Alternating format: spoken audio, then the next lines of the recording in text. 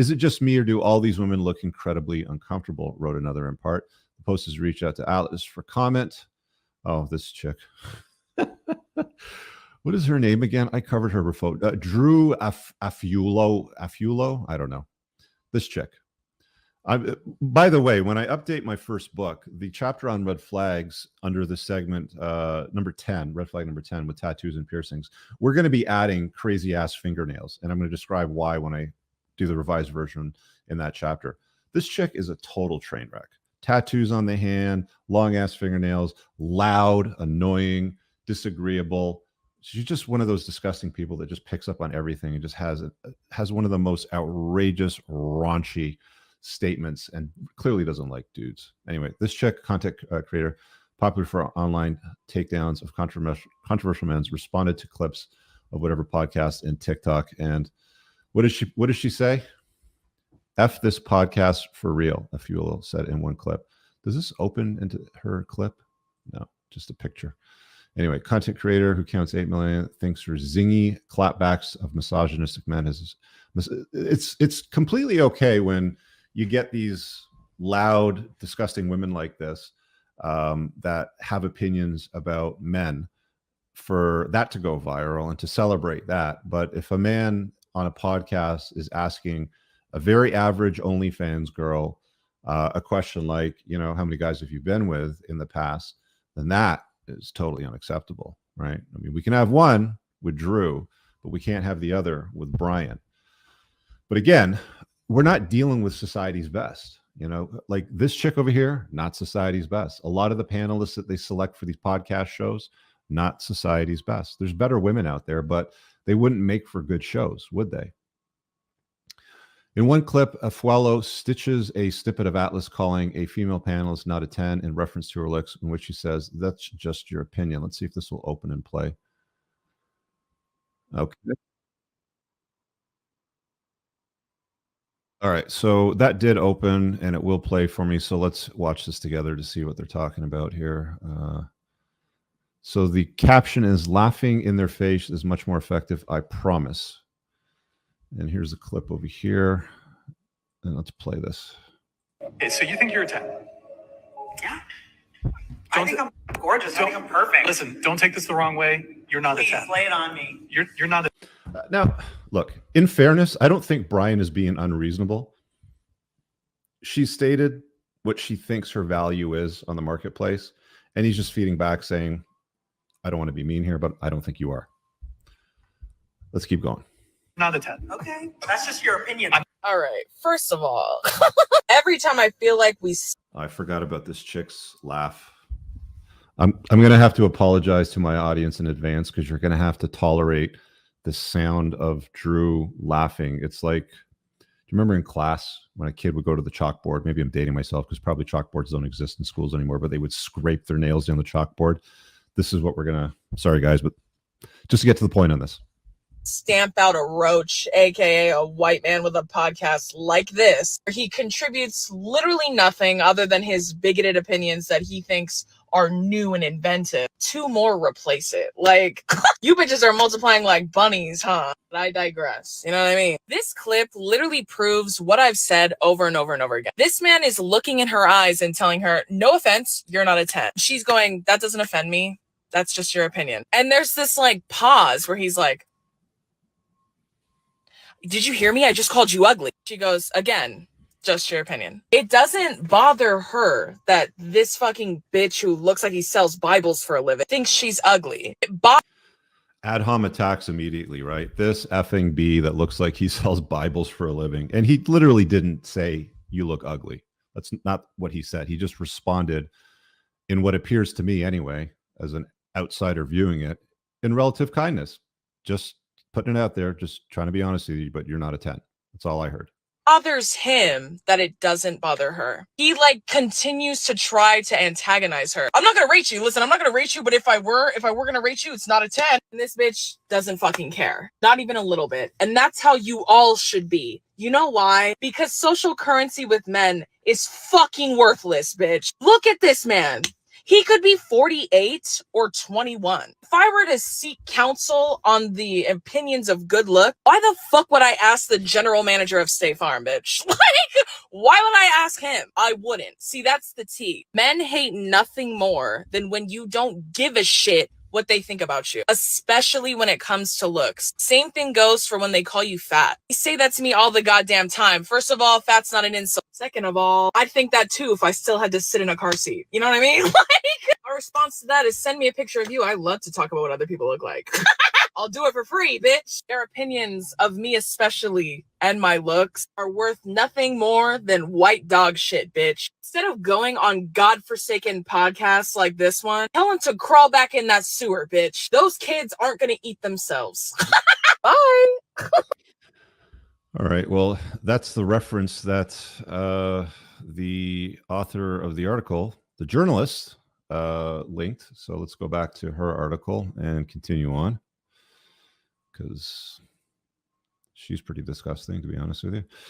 Anyway, Afualo stitches a snippet of Atlas calling female panelists not a 10 in reference to her look, in which she says, that's just your opinion.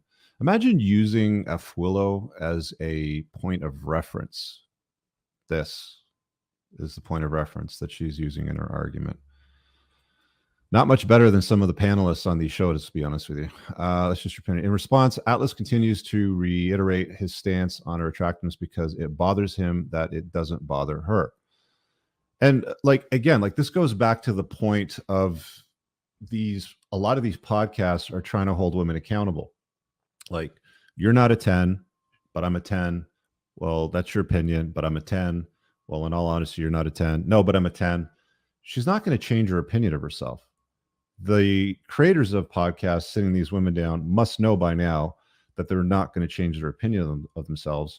It's just to spark interest. Like when I was younger, we had TV shows like Maury Povich, Jerry Springer. Again, I'm dating myself, but it seems like a lot of these podcasts and the panels that are put together and the topics that they talk about, like I'm just waiting for a podcast that comes up on the internet with panelists where it's like, and you are the father, or and you're not the father, and everybody erupts and there's a fight on stage and bouncers have to come in and pull them apart like they did on the Jerry Springer show. It's like 1 or 2 steps away from that, if we're being honest. Like this is the direction that it's going. Anyway, snippets, just your opinion. In response, Atlas continues to reiterate his stance. Okay, fine. In another, Afualo responds to a video of the whatever podcast featuring Atlas's claims that men are more oppressed than women. Why people continue to go on this podcast, I just can't even begin to understand. I'll tell you why they go. The panelists go on for the attention. These are girls that are looking to, broadcast themselves. And they'll run maybe an OnlyFans and have a social media presence on Instagram or on Twitter. They'll post some teases about who they are. And I mean, they got to be getting business, because from a business perspective, if you keep going back and doing something over and over again, there's got to be an ROI. Like I know for a fact, whenever I would have run ads in the past on my debt business, I would usually use social media, sometimes pay-per-click ads, but even like Facebook ads, for example, when I ran those like 10, 15 years ago, we would continue to reinvest in placements that paid off. And we would pull back on placements that didn't have a return on investment. But these girls, they keep going back on the show. So to pretend like they are not getting something out of it, I think that's disingenuous. And whoever this journalist is has not done the research. Again, I think a lot of mainstream media, and I don't know if the New York Post would be considered mainstream media, but a lot of these journalists today, they're just sloppy, right? We saw what happened when the BBC tried to interrogate Tate. My understanding is PBD and Sosnick were just there recently from what I saw on social media. So that'll be an awesome interview. Looking forward to getting some real perspective versus hit pieces. But this is what you get with journalism today and pieces like this. There's a lot of pieces to this puzzle, if I can put it that way. F this podcast for real. Another picture of the panelists here. Whatever isn't the first podcast of its kind to ignite frenzy fury online, or as Vice put it, fuel the gender culture war. There's been a culture war long before dating podcasts ended up on the internet, on video platforms, on YouTube, on Rumble, or wherever it is they happen to broadcast. It's called toxic feminism. And the gender war has started a long time ago, decades ago. And it is not about equality. It's not about improving, the lives of women at this point. It's about the subjugation and servitude of men, right? They want guys to basically bend the knee, apologize for things that they have never done, accept accusations for anything, at this point, without proof now, even going back 10, 20 years, in some cases. I'm surprised somebody hasn't accused Jesus of doing something wrong, like a hashtag Me Too at this point. But it's been going on for a long time.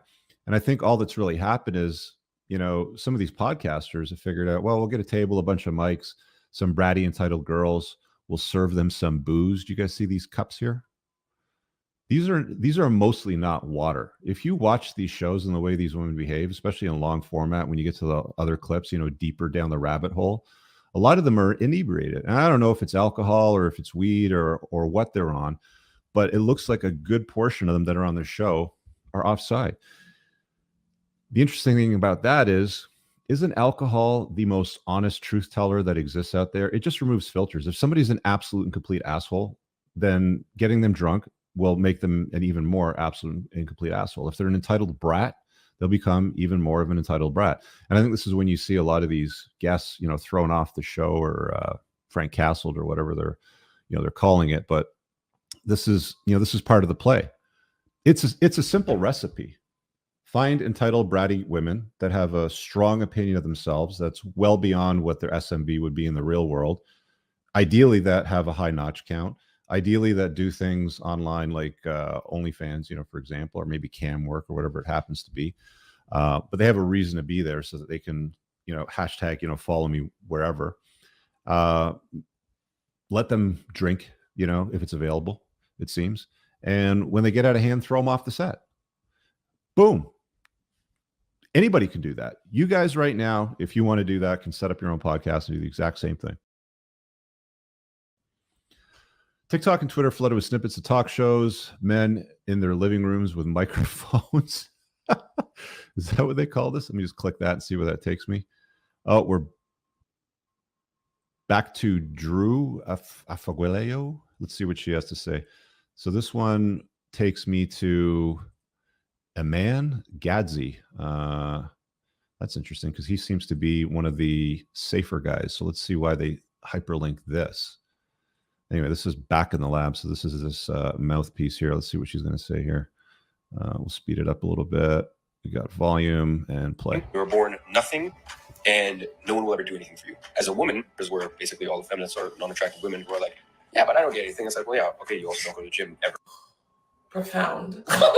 I remember this guy. I fucked up your friend, right? The dude sitting across from you that has a taint for lips. Yeah, I remember the two of you. I also remember the two of you saying that clip was taken out of context after I ethered your fucking video, right? Shocker. I was right about the two of you being the worst. This video was a train wreck from start to finish. First up, when you're saying, as a man, you're born with literally nothing. I'd argue that anyone, regardless of gender, is born with nothing. Like, that's pretty standard for all babies, You're acting like you're a fucking sea turtle, like your mom hatched you on the beach and then was like, fucking deuces, figure it out. What are you, a deer? Love the drag towards fat women for literally no reason at all. I'm also born without anything. Cool, have you tried going to a fucking gym, fatty? Sound logic, brother.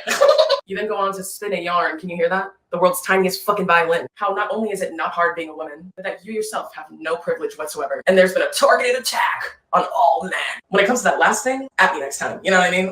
But I'm not even gonna get into the nuances of privilege because based off the H&M fit, I can tell that brain is fucking void of all and any intersectionality whatsoever. But I will say this, admitting that you have privileges in this life does not mean that you've never struggled. It means there's not also invisible barriers that prevent you from succeeding and living a happy and fulfilled life in an extremely bigoted world run by cishet white men. But we're gonna water it down completely because also based off the cut, that's as far as the brain can go. Get lined up, bitch. You're overcomplicating things. No one's telling you to apologize for being a man. They're telling you to apologize for being insufferable, which clearly you're very unaware of. Instead of crying to the internet about how unfair it is that women are treated better than you, maybe worry about the fact that you look like the world's worst fantasy football manager. You look like you follow those inspirational businessmen accounts on Instagram. You look like you wear a fedora on vacation. And you also look like you think your hands are really attractive. You have other more important things to worry about is my fucking point, bitch. Or to avoid all of this, you can just fuck off, Bye. You were born. So, I mean, where do I even start with that? I'm really surprised that that is linked as a resource in this piece of journalism. Drew Afualo. I haven't had anything good to say about her in the past, to be honest with you. And linking to that stuff is pretty disappointing. It says, read, men in their living rooms with microphones was the hyperlink that are prompting women to mock them and beg them to stop giving men microphones. That was a very reasonable snippet with Iman in it. I don't know too much about him from what I've seen online. He's a successful 23-year-old entrepreneur. Good for him. He's being criticized by an obese walking red flag, essentially. You could go through my red flag chapter, and I would imagine you'd find at least a dozen on this TikToker, Drew. Prompting the mock. Okay, let's wrap this up. Essence of Girls United with Kenyatta Victoria this week pointed out that everyone seems to have a podcast these days. What was once a space where people could report and speak on specific topics with experts has become an opportunity for someone to project their emotions and opinions that don't involve them, Victoria wrote, urging viewers to amplify those who approach the craft ethically and responsibly rather than constantly fueling the ego. I would agree with this line over here. Approach the craft of podcasting ethically and responsibly rather than constantly fueling the ego. Fueling confirmation biases, fueling egos. Look, I've already covered enough out of that article. I really hope you guys enjoyed that clip. If you want to watch the full-length podcast, you can find that over here, that clip's from. If you're newer to the channel, make sure you hit subscribe over here. And pinned down below in the top comment, you'll find a bunch of useful links to my website, my supplement line, books, and a bunch of other stuff. Have an amazing day. Peace out.